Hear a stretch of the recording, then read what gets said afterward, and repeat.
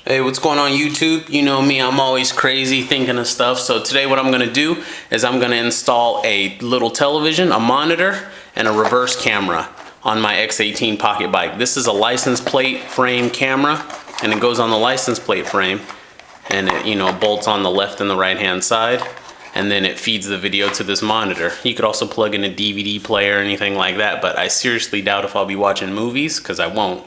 But this is just a cool way to see behind you. So the whole time, whenever I cut the monitor on, it'll just go to this camera and I'll see behind me. So I won't even have to turn around. I could install mirrors, but this is much cooler this way. So anyways, what I'm gonna do is, my bike's apart because I painted it. But anyways, so what I'm gonna do is come off the battery with two wires, a positive and negative. I'm gonna run that to a switch. I'll run the positive and negative from that switch to the positive and negative of the monitor and the camera.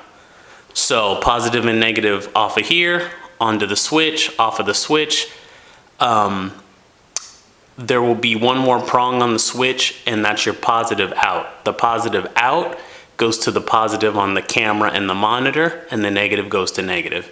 And then whenever I cut the switch, it'll cut it on. So I'm glad my bike's apart. It'll be easier to run the wire. I'll just run it along here.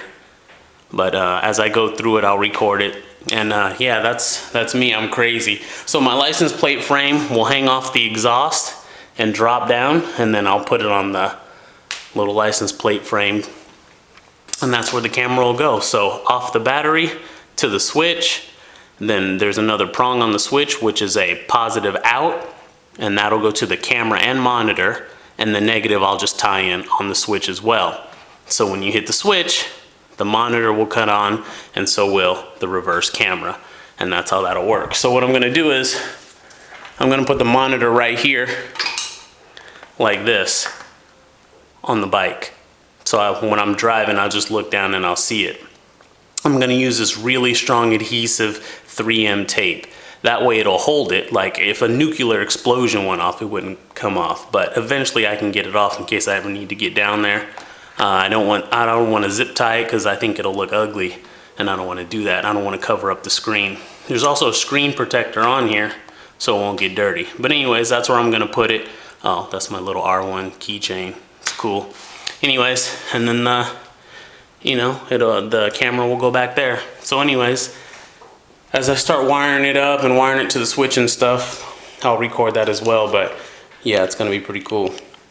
And yeah, that's me, you guys. That's why I've been away for so long. All my subscribers have been asking, where are the new videos, where are the new videos? I was waiting on parts. When you order stuff online, it takes a while. I got the monitor and camera from eBay.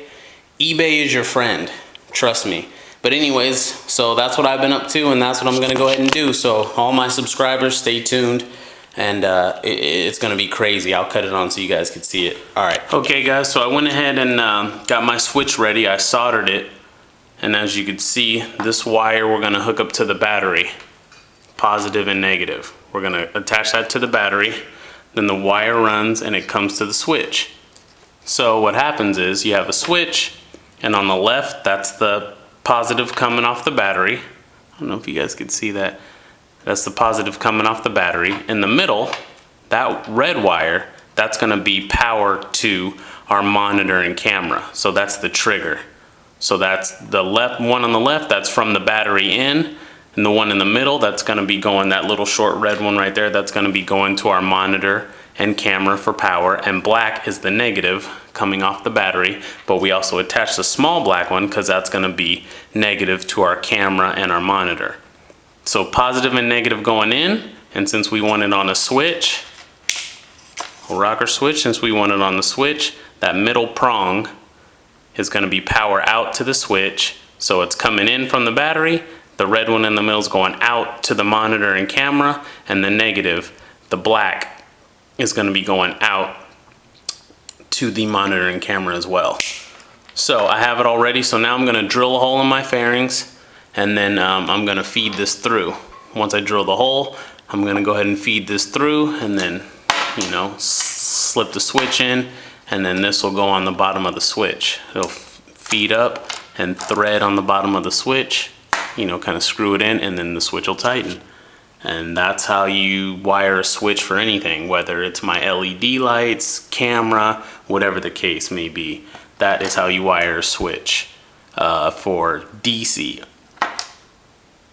You know, DC is direct current. Your house is AC. AC, DC, you know, like the rock band. But anyways, this is a rocker switch for DC. Don't confuse this with your house current. It's completely different, and they have different switches for that kind of stuff. So don't think you're gonna do this and be like, oh, let me hook up a light switch in the house.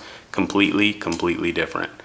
So anyways, yeah, once I drill the hole in the fairing, I'll feed it through and then I'll show you what that looks like. So I drilled the hole, no big deal, and then I fed the switch through, and then there's the bottom half of the switch, that circular thing. It goes up and it threads on, and you just tighten it. So that's what I did. So that red and black, that's gonna go to the monitor and the camera. So that'll be their power. So when you throw the switch, it'll cut on. And then that long wire, remember, we're gonna go ahead and attach that to the battery. And that's it. So once those two go to the camera and the monitor, all you gotta do is flip the switch and they're on after you connect that white wire to the battery. So I'll do that. But anyways, so I just drilled the hole, no big deal. Nice switch, it lights up blue when you cut it on, and then I'll go ahead and tighten that all the way. And then I soldered, you know, I like soldering. It's a lot more stable, and you see none of the wires will touch each other and they're stiff. So, you know, I like it. Looks a little better. I'm the world's worst solderer, I'll tell you that right now, but it gets the job done. Okay, so I put the monitor there. I didn't install the camera yet. I'm still putting the bike back together, but there it is, the reverse license plate camera, but it'll be hooked up full time. So I just wired it really quick. You guys see where I drilled the hole, went inside here, soldered the wires together, and then connected them with tape to make sure they wouldn't touch each other. So that's where I soldered it, put the switch, and then there's the video feed and all that stuff. I'll zip tie it later. But anyway, so you hit the switch, it lights up blue, and then there you go. That's the back of my garage. I'll put my hand in front of it so you can see. See? Now I can see behind me. I can move the camera. It'll be angled more like that, so I can see what's going on behind me. Probably something like that. It's pretty clear, it's pretty bright. And anyways, that's what it looks like. So once the bike's all put back together, you'll see. So it's gonna go there. The monitor's gonna go there. There's the back of my garage. There's my hand. And then there's the switch I put on the side. I ran the wires, zip tied them, stuff like that. And then remember, I connected them to the battery. This is all running off the stock battery. As long as the bike is running, when you use these things, you'll be fine. There's a little alternator inside that charges the battery back. But if you try to run all these lights and TVs and cameras while the bike is off, you'll drain the battery. So once the bike's all put back together, I'll show you guys. All right. Okay, so I got the camera and monitor all mounted, the bike put back together. So let's take a look. All right, so I have it there, and what I used was a almost like a commercial grade, like really sticky high-end 3M adhesive tape. And that's all I did was put it on the back of the monitor here and some on that side and stuck it on there. If you pull hard enough, it'll come off. But for just it being on the bike and being here, it's not moving. And I love it. I didn't have to drill. I didn't want to put zip ties over it because then it'd look ugly. And it's there and it works. So I wired it to the switch. So, you know, I go ahead and flip that switch just like how I have on this side of my bike, you know, for my LEDs. Anyways, and then there it is. That's the back of my garage, and then I'll go ahead and put my hand there. And yeah, I love it. If I were able to legally register my bike, which you cannot do in the state of California, if I was able to legally register my bike, then I'd just put mirrors on it and drive it around this way. But this is a cool way for me to see behind me, and you know, I like the way it looks without mirrors. So if I could legally register it, then I would put on mirrors, but since I can't in the state of California, then, you know, so I won't. But anyways, it's an added safety measure. I can see behind me, but it's just like a really cool way to do it. That's it. You know, I'm always kind of silly. And then, you know, there's the license plate frame camera. And there's my Akatsuki license plate that I made. And then this license plate frame right here, it hangs off the exhaust. I bought it from Pocket Bikes Unlimited. And honestly, you guys, it's very overpriced. You know, I think total with shipping, I think it's $39, and with shipping and tax, it came to like 50 bucks, which is ridiculous. But I needed something that would hang off of the exhaust because I have this R6 brake light, and all the brackets I saw, they want to mount it right up under the tail. But I can't because I have this brake light. So I had to go with Pocket Bikes Unlimited. It's on their website, or you can call them. I think it's grossly overpriced. And, you know, it's just a metal hoop that goes around. You could probably make it from Home Depot, but it's a metal hoop that goes around. It hangs off the exhaust, and then it allows me to put this license plate frame there. Let me cut that off. And it allows me to hang it there. So, yeah, there it is. It's out of the way, and the camera's waterproof. It works in nighttime. It works in the nighttime, and yeah, I like the way it came out. It's really cool. It's stable. I've already drove the bike around and around, and it's really nice. So the camera and monitor, I think I paid like $38 total. That's a 3.5-inch monitor, and that is a license plate frame camera.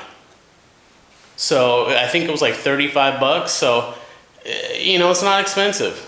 Not expensive. Not as expensive as you would think it would be. You know, you might see it be like, man, why is this guy spending all this money? Why did he put it on his bike like that? But, you know, you're only paying like $38, $36, $35, you know, who cares? You know, I pay for that almost in some 3D Blu-rays that I buy, you know? So anyways, there's my bike. It's all done. If you guys have questions about other things on my bike, like decals or, you know, my HID light or LEDs, I probably already have a video on it. So I would say just go ahead and check out my videos. So yeah, it's all done. Let me just show you on eBay. So I'll show you where I ordered it and what I paid. And you guys, I'm not like those other YouTube guys where they do something cool and they just walk around their bike for 3 minutes and they don't tell you where they got it, how much it costs. You look at their comments and 6 months have gone by and they've never even told you anything or answered any questions. So this is the license plate waterproof camera that I ordered, and then the monitor, it's a 3.5-inch monitor, and it just came in like a foam sleeve like this.